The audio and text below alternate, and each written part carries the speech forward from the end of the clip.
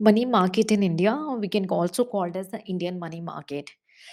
Economics की complete series चल रही है और इन कंटेंट को हिंदी और इंग्लिश दोनों ही मीडियम में शेयर किया जाएगा, तो इन सेशन का मैक्सिमम बेनिफिट लें। आज डिस्कस करेंगे इंडियन मनी मार्केट के बारे में।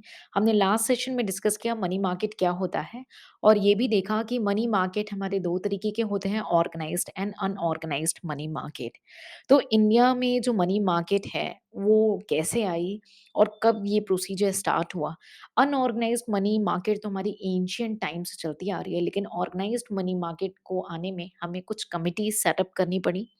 तो सबसे पहली जो कमिटी सेटअप हुई थी बाई चक्रवर्ती कमिटी 1985 में, जो कि फर्स्ट टाइम जो आई थी कमिटी, जिसने नीड डिफाइन किया कि अब ऑर्गेनाइज्ड मनी मार्केट की नीड है हमारी कंट्री को, हमारे इकोनॉमी को।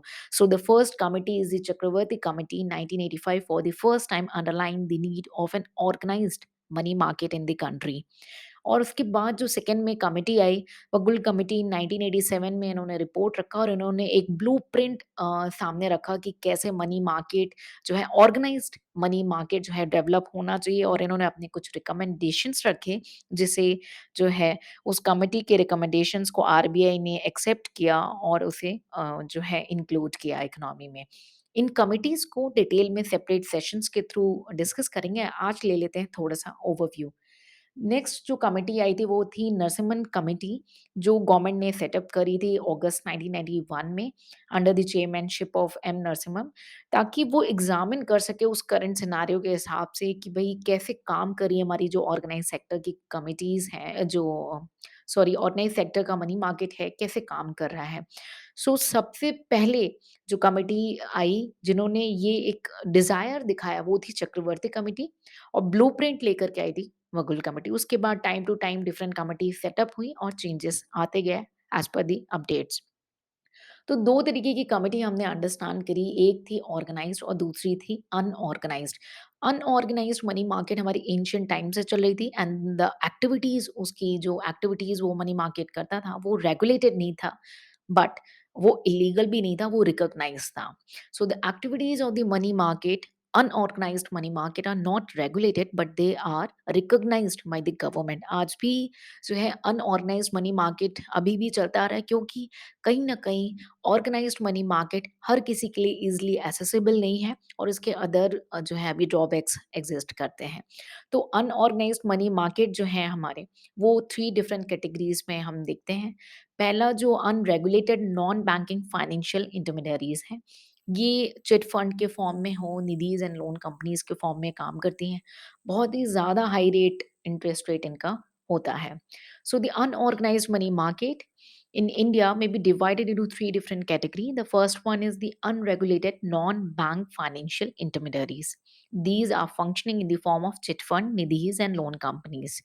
They charge very high interest rate, thus are exploitative in nature and have selective reach in the economy. The second one is indigenous banker. जी हाँ, नेक्स्ट जो हमारा unorganised money market है वो है इंडिजीनियस बैंकर। बहुत ज़्यादा ही deposits ये receive करते हैं और मनी भी लेंड करते हैं इंडिविजुअल की कैपेसिटी के अकॉर्डिंग, प्राइवेट फर्म्स की कैपेसिटी के अकॉर्डिंग। कोई होमोजीनियस ग्रुप नहीं है।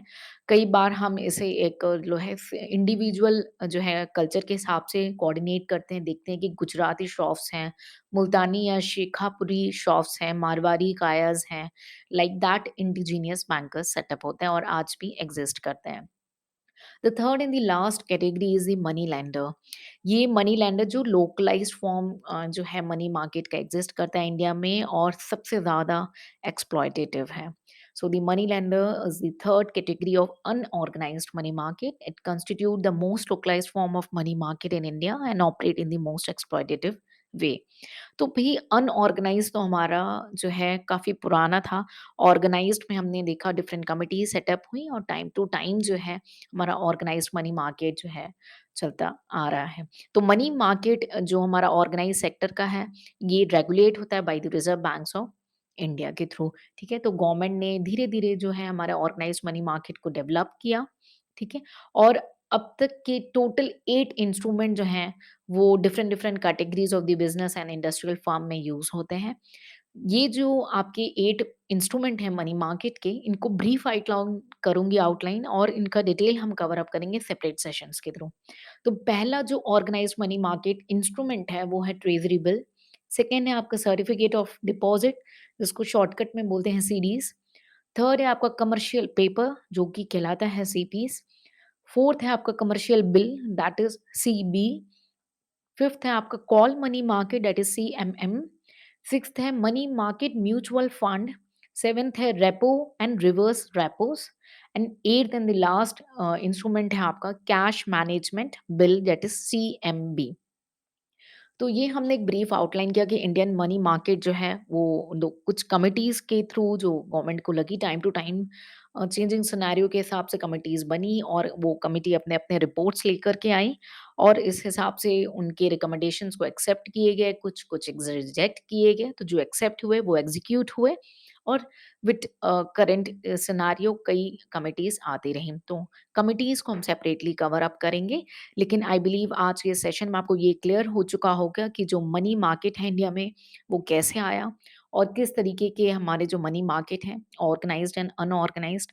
और अनऑर्गेनाइज्ड हमने देखा वो कैसे हमारा एंशिएंट टाइम से आज भी चलता आ रहा है और 3 कैटेगरीज में वो डिवाइडेड है। और हमने देखा जो 8 हमारे जो है ऑर्गेनाइज्ड मनी मार्केट इंस्ट्रूमेंट हैं, हमने उसे भी एक ब्रीफ आउटलाइन किया। इनकी डिटेल कवरेज हम विद टाइम टू टाइम करेंगे कवर। आप इन सेशंस का मैक्सिमम बेनिफिट लें और हमारे साथ जुड़े रहें। फिर मिलेंगे। Till then take care, bye bye and Jai Hind.